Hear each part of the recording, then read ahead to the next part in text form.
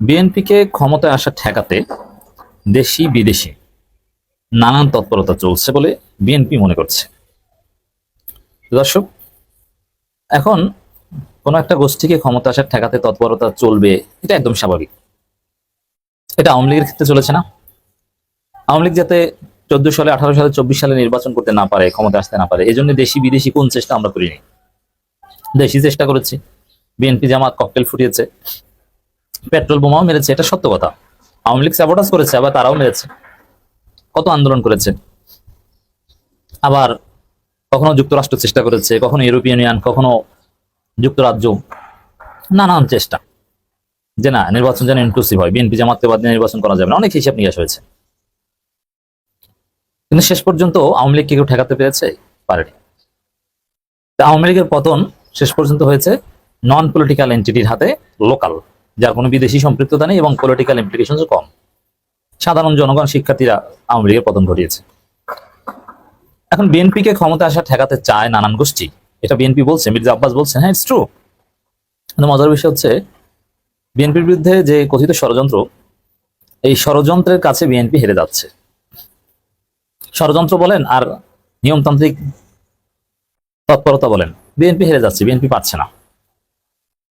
তো দর্শক, এবার বিএনপি যাতে ক্ষমতা আসতে না পারে, এই জন্য যে তৎপরতা, এর কাছে বিএনপি চূড়ান্তভাবে হেরে যাচ্ছে, ব্যর্থ হচ্ছে। এটা লিখে রাখেন, এত সহজ না। বিএনপি ক্ষমতা আসবে ওটা ভুলে যান, এই পারসেপশন চেঞ্জ করে ফেলেন। না, পিআর সিস্টেম হবে বাংলাদেশে, আগে স্থানীয় সরকার নির্বাচন হবে, বিএনপি নিজেরা কামড়াকামড়ি করে মরবে। জনগণ বিএনপিকে বর্জন করছে, নতুন রাজনৈতিক শক্তির উত্থান হচ্ছে, বাংলাদেশের অতীতের হিসাব নিকাশ পাল্টে যাচ্ছে। বিএনপি আওয়ামী লীগের চরিত্র এক, জনগণ এটা ধরে ফেলেছে।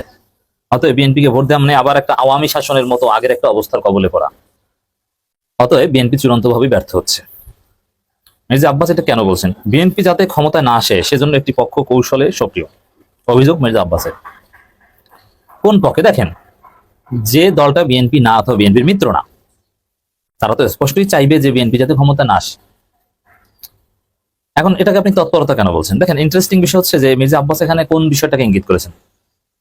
যদিও পৃথিবীতে যত ভালো কাজ সবগুলোই বিএনপির বিপক্ষে যাবে এবং সবগুলোকে বিএনপি ক্ষতিকর মনে করবে, কিন্তু স্পেসিফিক মির্জা আব্বাস মূলত ইসলামী আন্দোলন বাংলাদেশ বা চরমনায়ের যে মহাসমাবেশ, ওইটাকে মিন করেছেন যে ওটা হচ্ছে বিএনপি যাতে ক্ষমতায় আসতে না পারে সেজন্য ষড়যন্ত্র। আচ্ছা, একটা মহাসমাবেশ হচ্ছে প্রকাশ্যে, একটা গণতান্ত্রিক কর্মসূচি ঘোষণা দিয়ে নেতাদের বক্তব্য ওখানে স্পষ্ট লাইভ দেখানো হয়েছে, বিএনপি জানতে পেরেছে, তাহলে সেটা ষড়যন্ত্র কিভাবে? ষড়যন্ত্র হচ্ছে যেটা গোপনে হয়। ওপেন গণতান্ত্রিক রাজনৈতিক কর্মসূচি যার মাধ্যমে সরাসরি প্রকাশ্যে বিএনপির বিরোধিতা করা হচ্ছে, এটা ষড়যন্ত্র না, এটা হচ্ছে তৎপরতা। হ্যাঁ, এটাই তৎপরতা যাতে বিএনপি ক্ষমতায় না আসতে পারে। আমি অনেকবার বলেছি যে চরমনার যে মহাসমাবেশ এটা বিএনপির বিরুদ্ধে। আর এখন যে পিআর সিস্টেম, এটাও একটা মার্কিং। মূলত পিআর সিস্টেমের পক্ষে যারা, তারা বিএনপি বিরুদ্ধে, পিআর সিস্টেমের বিরুদ্ধে যারা, তারা বিএনপির পক্ষে, হিসাব স্পষ্ট, ডিমার্কেশন ক্লিয়ার। তো এই জায়গাটায় হ্যাঁ, পিআর এর পক্ষে আরো বিভিন্ন আন্তর্জাতিক, এমনকি লোকাল নানান গোষ্ঠী আছে যারা ইসলামপন্থীদের দেখতেই পারে না, কিন্তু তারা পিআর এর পক্ষে। যেমন সিপিবি টাইপের দলও কিন্তু পিআর এর পক্ষে। হিস্ট্রিক্যালি বাংলাদেশে পিআর চাওয়ার ইতিহাস অনেক পুরনো। সাম্প্রতিককালে পিআর সিস্টেম সামনে এনেছে চরমনাই। আমি চরমনাই কি ক্রেডিট দিই, দীর্ঘদিন জামাত চুপ ছিল, কিন্তু এটার থিওরি বাংলাদেশে এনেছে জামাত। অধ্যাপক গোলাম আজম এই বিষয়ে মোটামুটি একটা বই লিখেছেন। তো দর্শক, এছাড়া নাজমুল হাসান কলিমুল্লাহ আছেন, তার আগেও জামাত এনেছে। তো এই জায়গাটায় বিএনপি যাতে ক্ষমতা না আসে সেজন্য একটি পক্ষ কৌশলে সক্রিয়, এর অর্থ হচ্ছে দেশি বিদেশি নানা তৎপরতা চলছে, কিন্তু সেই তৎপরতার কাছে বিএনপি হেরে যাচ্ছে।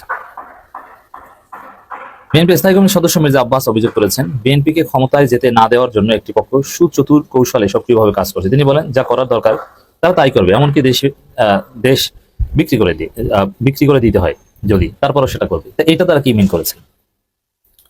দেখেন, দেশ বিক্রি তো আর চাইলেও চরমনায় জামাত করতে পারবে না। দেশ যে কিনবে সেও বিএনপিকে চায় না, এটা মির্জা আব্বাসদের ব্যাখ্যা। তাহলে দেশ কিনতে পারে কে? বাংলাদেশ বিক্রি করে দেওয়া সম্ভব। ভারতের কাছে তো আর কেউ বিএনপি ছাড়া কেউ বিক্রি করতে চাইবে না, আমেরিকার কাছে, চীনের কাছে। এই জন্য এই যে বিদেশি শক্তি যারা বিএনপিকে চায় না, এটা তারা মূলত মির্জা আব্বাস আমেরিকা এবং চীনকে বুঝিয়েছেন। তাহলে আপনি চিন্তা করেন, বিএনপি চায় না, জামাত চায় না, ছাত্ররা চায় না, সাধারণ মানুষ চায় না, চীন চায় না, আমেরিকা চায় না, তাহলে বিএনপিকে চায় কে? টেম্পো স্ট্যান্ড আর আওয়ামী লীগ। কারণ আওয়ামী লীগের লাভ। তাহলে দেশ বিক্রি করে দিতে পারে কে? কিনতে পারে আমেরিকা, চীন। অতএব তারা বিএনপি সম্ভাব্য শত্রু। আর দেশ বিক্রি করে দেয়া এটা তো আর চাইলেই যে কেউ পারে না। যেমন দেশ বিক্রি করতে ক্ষমতায় থাকা লাগে। দেশ বিক্রি করা বলতে সাধারণত বোঝায় এই যে চট্টগ্রাম বন্দর বিদেশিদের হাতে দেয়া, কোনো মিলিটারি বেস করতে দেয়া, কোনো কন্ট্রাক্ট অমুকের হাতে দেয়া, তমুকের হাতে দেয়া, এগুলোই বোঝায়। তো এই জায়গায় আরো আছে যেমন বিভিন্ন চুক্তি করা, যেগুলো দেশ বিরোধী, কোনো বিদেশি শক্তিকে বিশেষ সুবিধা দেয়া, মানবিক করিডোর দিয়ে তাদের স্ট্র্যাটেজিক পারপাস সার্ভ করা, এগুলোই দেশ বিক্রি। দেশ বিক্রি বলতে এগুলোই বুঝিয়েছে। সাপোজ চট্টগ্রাম বন্দর বিদেশিদের দিয়ে দেওয়া, মানবিক করিডোর দিয়ে দেওয়া, এই দুইটাকেই বিএনপি বলবে দেশ বিক্রি করে দিচ্ছে। অথবা অমুক বন্দর বিদেশিদের দেয়। এখন এগুলো শুধু চীনের কাছে এবং আমেরিকার কাছে দেওয়া সম্ভব। অতএব এই আমেরিকা চীন শত্রু। আর দ্বিতীয় হচ্ছে যে এগুলো বিক্রি করে দিতে পারে একমাত্র সরকার। সরকার ছাড়া তো আর বন্দর বিদেশিদের দিতে পারে না। বিএনপি জামাত চাইলে তো আর দিতে পারবে না, তারা ওটা সমর্থন করতে পারবে জাস্ট। এই জন্য ইউনূস সরকারের মধ্যে একটা শক্তিশালী অংশকে মির্জা আব্বাসরা সন্দেহ করছে, যারা এট এনি কস্ট চায় না যে বিএনপি ক্ষমতায় আসুক। এটাও সত্য, এই সরকারের একটা অংশ। এবং যারা চায় না তারা দেশপ্রেমিক, তারা ভারত বিরোধী। আর মূল কথা হচ্ছে যে পৃথিবীর সবাইও যদি না চায়, জনগণ চাইলে বিএনপি ক্ষমতা আসবে, কিন্তু জনগণই চায় না। তাহলে কারা চায় না, কারা বিএনপির বিরুদ্ধে তৎপরতা চালাচ্ছে বুঝতে পারছেন? সমস্যাটা তো জনগণের। জনগণকে বিএনপি ধারণ করতে পারছে না বা পক্ষে রাখতে পারেনি। নানান বিষয়ে কথা বলেছেন মির্জা আব্বাস। মির্জা আব্বাসের কথাবার্তা এখন ব্যালেন্স নেই, কারণ মির্জা আব্বাসের রাজনীতি পিনাকি ভট্টাচার্য খেয়ে দিয়েছেন। যখন নির্বাচন আসবে তখন মির্জা আব্বাস বুঝবেন। এখানে এই প্রেস সচিব শফিকুল আলম বলেছেন, আমার কোনো রাজনৈতিক দলের প্রতি মোহ নাই। তার প্রতি অভিযোগ, তার মোহ আছে, কোন দলের প্রতি পক্ষপাত আছে, কিন্তু না, তার মোহ নেই, এটা তিনি বলছেন। প্রেস সচিব বিএনপিকে কখনো বিশ্বাস করে, মানে প্রেস সচিবকে বিএনপি কখনো বিশ্বাস করে, কখনো সন্দেহ করে। তবে বিএনপি ভয়ানকভাবে ভয় পায় এই প্রেস সচিবকে, যদিও লন্ডন সমঝোতার সাথে আবার জড়িত। তো দর্শক, বিএনপি জনগণের স্বাভাবিক প্রতিক্রিয়াকেও এখন ষড়যন্ত্র মনে করছে, গণতান্ত্রিক কর্মসূচিকেও ষড়যন্ত্র মনে করছে। এর অর্থ হচ্ছে এটা ঠেকানোর মুরুদ বিএনপির নেই।